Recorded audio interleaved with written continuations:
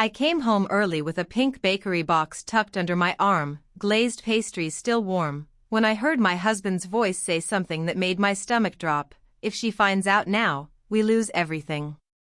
I stopped breathing. The front door was still half open. My heels were in my hand. I stood there, frozen, listening to my life quietly fracture on the other side of the wall. My name is Emily Carter, and until that moment, I believed my marriage was solid. 8 years with Ryan Carter, my college sweetheart, my partner, the man who once promised me that secrets were poison. We had built a life in a quiet American suburb, the kind of place with trimmed lawns and neighbors who waved every morning. Safe. Predictable. Ours. Or so I thought. Ryan wasn't alone. A second voice answered him, a female, confident, almost amused. I knew that voice instantly. Lauren. My older sister. She wasn't supposed to be home yet, Lauren said. You said her shift runs late on Fridays. Ryan exhaled sharply. It does. She probably just forgot something. Forgot something. Like the fact that my husband and my sister were clearly planning something behind my back? I pressed my shoulder against the wall, heart slamming so hard it felt audible. The word everything echoed in my head. Lose everything how? Money? The house? My marriage? My fingers tightened around the pastry box until I felt it bend. Ryan continued, lower now. The documents are almost done. Once her signature's on the trust, it's irreversible. Lauren laughed softly.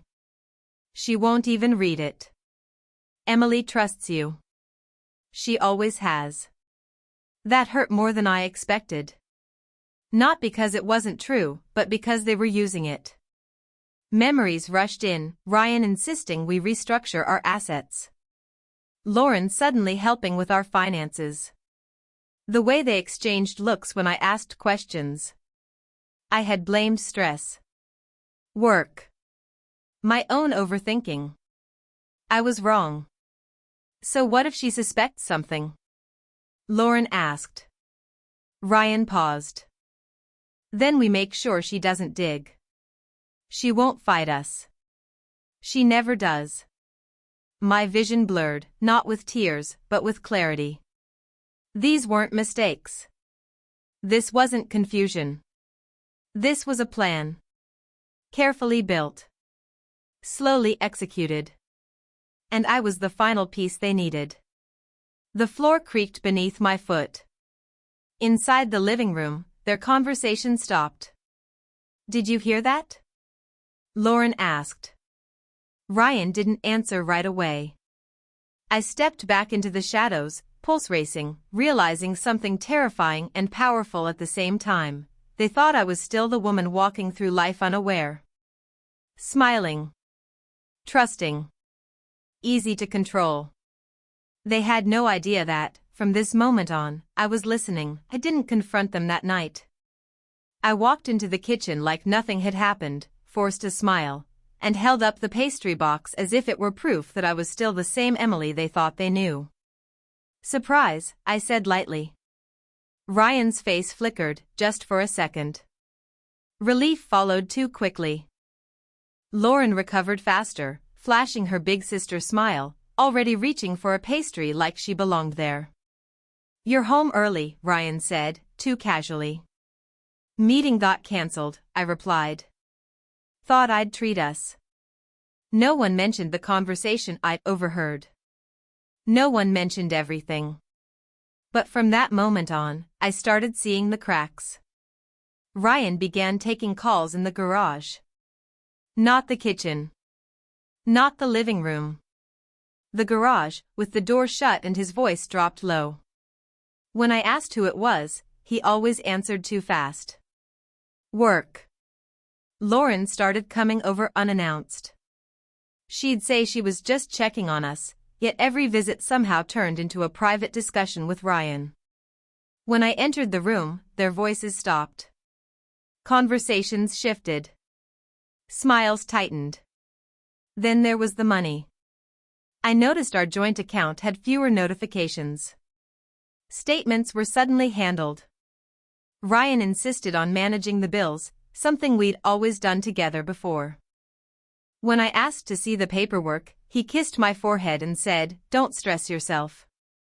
I've got it." I told myself that's what husbands do. Still, the unease followed me everywhere, like a quiet hum under my skin. At night, Ryan slept facing away from me, his phone tucked under his pillow. Once, I woke up to the glow of his screen at 2 a.m. He flipped it face down the second he noticed my movement. "Bad dream?" he asked. I nodded. I didn't tell him the dream felt awake. Lauren's behavior changed too. She'd always been protective, sometimes overbearing, but now she corrected me in front of others. Questioned my decisions. Subtly painted herself as the responsible one. "You've always been too trusting, Em," she said once, laughing. "That's your weakness." The word weakness stuck with me. I started replaying moments I had brushed aside before, documents I signed without reading closely, financial terms Ryan said were standard, Lauren encouraging me to let him lead. Each memory added weight to my chest. I wanted to believe there was an innocent explanation. That I was spiraling. That the words I heard that afternoon meant something else. But late one evening, while Ryan showered, his phone buzzed on the nightstand. A message preview flashed on the screen. "Lauren, she suspects nothing. We're still on schedule." My hands shook as I placed the phone back exactly where it was. I stared at my reflection in the dark window, realizing the truth was getting closer, and whatever they were hiding, it wasn't going to end quietly. Something was being taken from me. And they were counting on me not noticing until it was too late. The truth didn't come screaming into my life. It came quietly, printed in black ink, hidden inside a folder Ryan thought I'd never open. 2 days after the message on his phone, I told him I was meeting a friend after work. Instead, I came home early again. This time, I didn't bring pastries. I brought suspicion. Ryan's car was gone. Lauren's wasn't. The house felt too empty. I went straight to the home office, the room Ryan had recently organized for us. His laptop sat on the desk, still warm. He'd forgotten to lock it. My heart hammered as I touched the mouse, half hoping it would ask for a password. It didn't. The folder was labeled Estate Planning, Final. Inside were documents I recognized instantly, my parents' trust. My breath hitched. After our parents died 3 years ago, Lauren and I had inherited everything jointly. The house they left us. Their savings. Investments meant to secure both our futures. I had trusted Lauren to help me understand the paperwork back then. Trusted Ryan when he offered to handle the legal side. Now I saw what they had really handled. My name was still there, Emily Carter. My signature too. But the ownership percentages had changed. Drastically. Properties reassigned. Accounts transferred. Control shifted. The beneficiary listed in bold letters wasn't me. It was Lauren Mitchell. I scrolled faster, panic rising. Email threads filled the screen, Ryan and Lauren planning timelines, coordinating lawyers, discussing how to move assets before I caught on. One line burned into my brain: once Emily signs the amendment, everything transfers. She'll still think it's for tax purposes. I stumbled back from the desk, my chest tight, vision blurring. They weren't just lying to me. They were stealing my parents' legacy. My future. My safety. I remembered that afternoon by the door, Ryan's voice saying, "We lose everything." He hadn't meant us. He had meant them. My hands shook as I closed the laptop. Rage followed heartbreak so fast it scared me. 7 years of marriage reduced to strategy. A lifetime of sisterhood rewritten as greed. Every smile Lauren had given me. Every kiss Ryan placed on my forehead. Every trust me. It was all calculated. I sat on the floor and laughed once, short, broken. Then I cried. Not loud. Not dramatic. Just silent tears soaking into the carpet as the weight of it crushed me. They thought I was weak. Predictable. Easy to manipulate. They were wrong about one thing. I might be hurt. But I wasn't powerless. And as I wiped my face and stood up, one thought cut through the chaos, sharp and steady: they had planned this carefully. Which meant I had time to plan something better. I didn't sleep that night.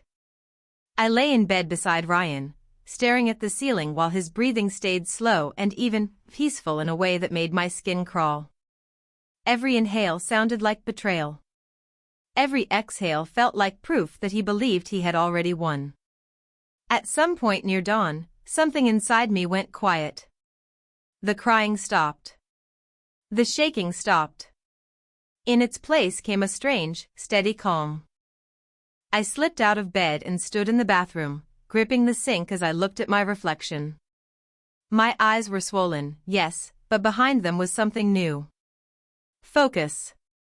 I thought of my parents, of my mother's voice telling me to never let anyone speak for me, and my father's belief that kindness didn't mean surrender. That was the moment it hit me. They had mistaken my trust for weakness. Ryan hadn't forced me to sign anything. Lauren hadn't stolen in the dark. They had relied on something far more dangerous: my silence.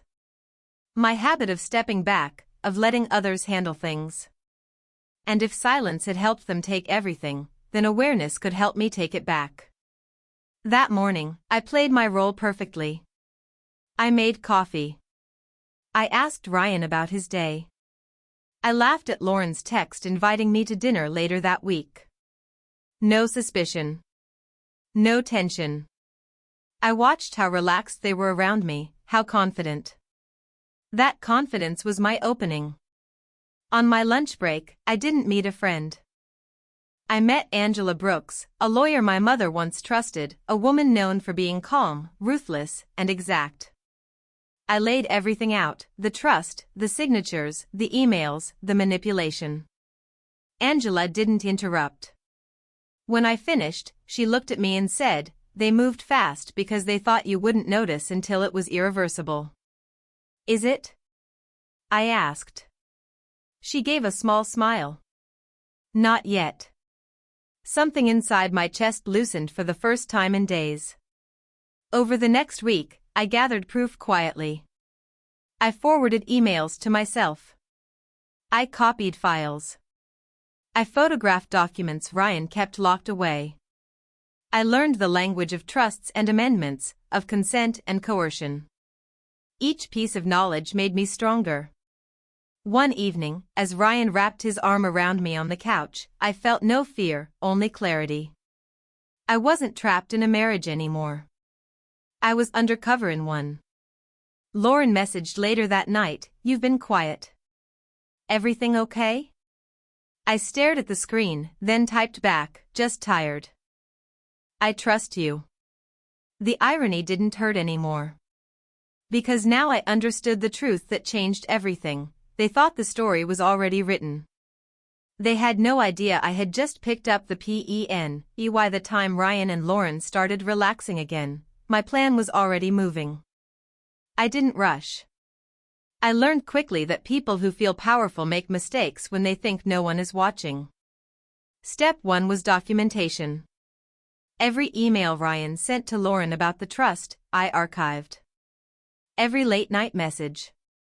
Every calendar reminder labeled final review or transfer call. I recorded dates, times, and inconsistencies. Angela taught me how patterns mattered more than single moments. They didn't just steal, she said. They conspired. That word mattered. Step 2 was control. I stopped asking questions. I stopped hesitating before signing things, but this time, I read every word.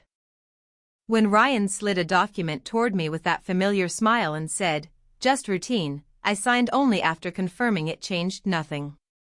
He mistook my calm for surrender. Lauren noticed too. "You've changed," she said over wine one night. "You seem lighter." "I finally stopped worrying," I replied. "You and Ryan have everything handled." She smiled, satisfied. The trap tightened. Step 3 was exposure preparation. Angela filed a quiet injunction, nothing that would alert them, just enough to pause asset transfers under the excuse of a routine audit. Ryan cursed the delay, blaming bureaucracy. Lauren assured him it was temporary. They still felt in control. Step 4 was timing. Lauren insisted on a family gathering to celebrate closure. The trust's finalization. A symbolic end. She wanted witnesses. She wanted to be seen as the responsible daughter, the successful sister. I wanted the same thing. I suggested inviting the estate attorney. Ryan suggested the financial advisor. I suggested Angela, introduced casually as someone helping me understand the paperwork. No one objected. Why would they? Step 5 was the final proof. 2 nights before the gathering, Ryan fell asleep with his phone unlocked. I didn't hesitate. I forwarded the last thread, the one where Lauren wrote, "Once it's done, she'll have no legal claim. Even if she leaves you." Ryan had replied, "Worth it." I sent it to Angela and deleted the evidence from his phone. The morning of the gathering, I looked at myself in the mirror, steady, composed. Not broken. Not confused. Ryan kissed my cheek. "Proud of you," he said. "This stuff is overwhelming." I smiled back. "I know. I couldn't have done it without you." That night, as our guests filled the living room, Lauren raised her glass, glowing with confidence. Ryan stood beside her, relaxed, victorious.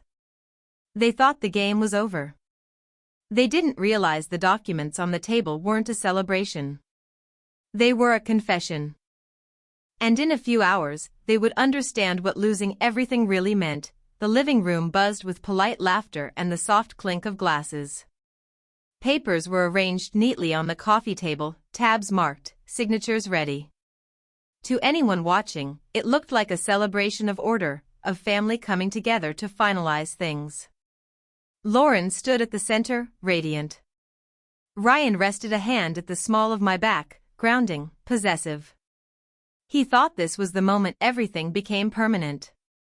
"Before we begin," Lauren said, lifting her glass, "I just want to say how grateful I am. Our parents would be proud of how responsibly we handled their legacy." I met her eyes and smiled. "I agree. Transparency matters." Ryan's fingers tensed for half a second. The estate attorney cleared his throat and began explaining the amendments. Percentages. Control. Final transfer of authority. Every word landed heavier than the last. "Emily," he said finally, "if you're ready, we can proceed." "I am," I said. "But first, I'd like to add something." Angela stepped forward. The room shifted. "I'm Angela Brooks," she said calmly. "I represent Emily Carter." Lauren blinked. "Why does she need a lawyer?" "This is family." Angela placed a folder on the table. "Because family doesn't usually commit coordinated financial fraud." Silence. Ryan laughed sharply. "This is ridiculous." I opened the folder. Email printouts slid across the table. Screenshots. Timestamps. The trust amendment trail. Ryan's messages. Lauren's instructions. The word "conspired" sat neatly highlighted on the first page. "I signed those documents," I said, my voice steady, "under false pretenses. While my husband and my sister planned to strip me of my inheritance." Lauren's face drained of color. Emily, you're misunderstanding, am I? I tapped the page. This is you telling Ryan I wouldn't read the fine print. I turned to Ryan.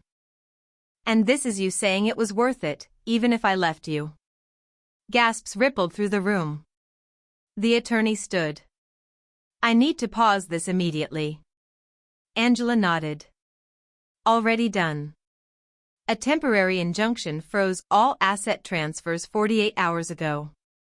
Ryan's jaw clenched. You went behind my back. I met his stare. Just like you did. Lauren's voice shook.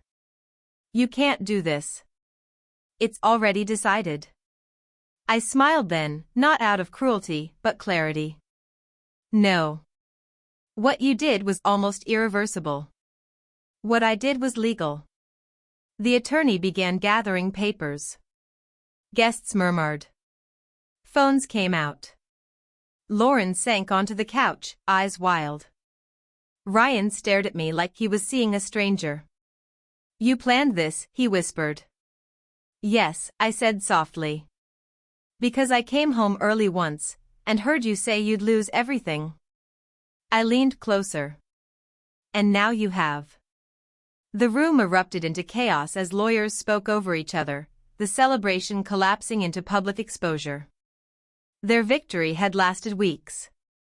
Their downfall took minutes, the fallout didn't come all at once. It came in waves.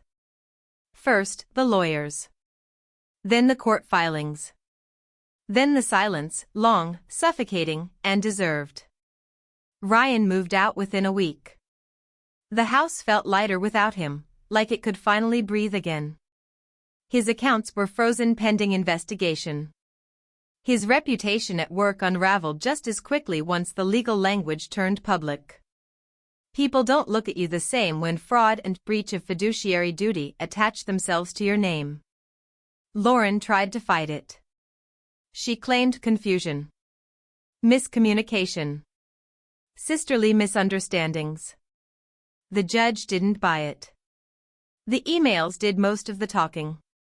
The timelines did the rest. The trust amendments were nullified, officially declared signed under manipulation and concealment. Control of my parents' estate was restored fully, legally, permanently. Lauren lost more than money. She lost credibility. Friends. The role she'd always played as the responsible one. Watching her sit there in court, smaller than I'd ever seen her, I felt something surprising.